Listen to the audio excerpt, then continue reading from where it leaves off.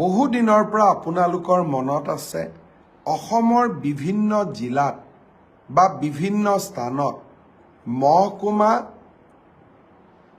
দাবীত বিভিন্ন সময়ত বিভিন্ন আন্দোলন চলিছিল আৰু কেতিয়াবা অতিকে প্ৰয়োজনীয় বুলি ভবাৰ পিছতো কৰবাৰ পৰা ৰিয়েকশ্যন আহিব বুলি মহকুমাসমূহৰ নিৰ্মাণৰ দাবীবোৰ কৰবাত পেণ্ডিং হৈ পৰি আছিল। এতিয়া আমি অসমত মহকুমা ব্যৱস্থাটোৰ বিলুপ্তি কৰিছোঁ। অহাকালিৰ পৰা আমাৰ ৰাজ্যত কোনো মহকুমা নাথাকিব।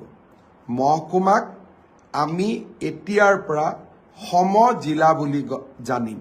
সমজিলা মানে জিলাৰ প্ৰায় সমান, অৰ্থাৎ জিলা উপায়ুক্তৰ যিমান ক্ষমতা থাকে সমজিলাধিপতিজনৰো একেই সমান ক্ষমতা থাকিব।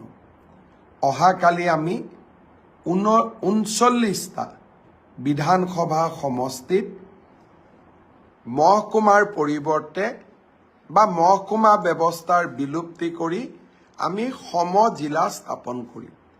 এয়া হ'ল প্ৰথম পৰ্যায়। দ্বিতীয় পৰ্যায়ত আমি আৰু প্ৰায় 35টা বিধানসভা সমষ্টিত আমি সমজিলাৰ কাৰ্যালয় স্থাপন কৰিম।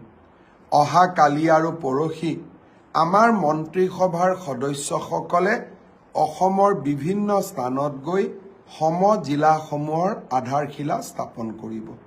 ইয়াৰ ফলত ভূমিৰ বিভিন্ন কামৰ বাবে সততে আমি জিলা সদৰ কাৰ্যালয়ত যাব নালাগিব। বিভিন্ন ধৰণৰ NOC পাৰ্মিশ্যনৰ বাবে আমি জিলাৰ সদৰত যাব নালাগিব।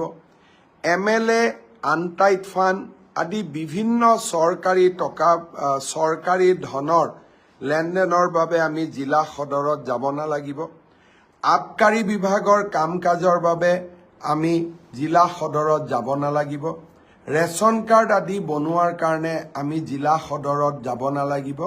এই সমজিলাৰ কাৰ্যালয়তে এই গোটেইবোৰ কাম সমাপন হ'ব।